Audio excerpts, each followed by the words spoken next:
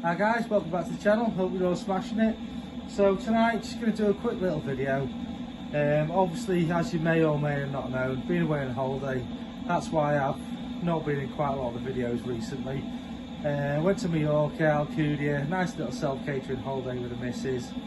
Had a great time, but while I was away, Mark decided to actually get a unit.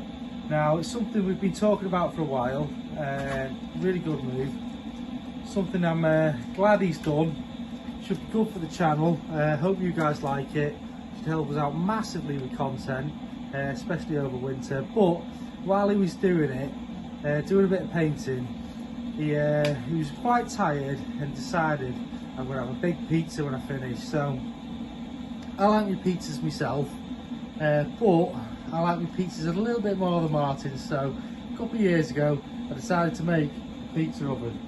Now, I'm just going to show you what it's like making a nice, authentic style Italian pizza.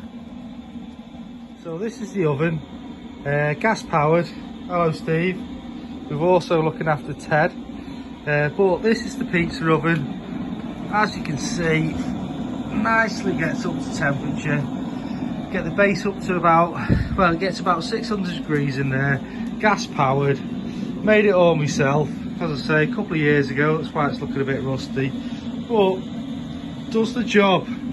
So let's see what a pizza out of this looks like. So we're nearly up to 400 degrees on the base, which is just about right. So I think it's almost time to get a pizza in there. We'll maybe give it about 10-15 minutes, show you what they're like. Let's go for a garlic and cheese.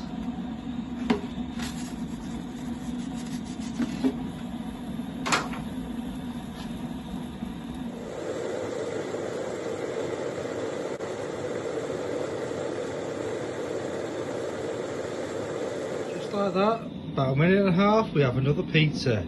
Remember, like and subscribe. We'll catch you in the next video. Hope you're liking the content.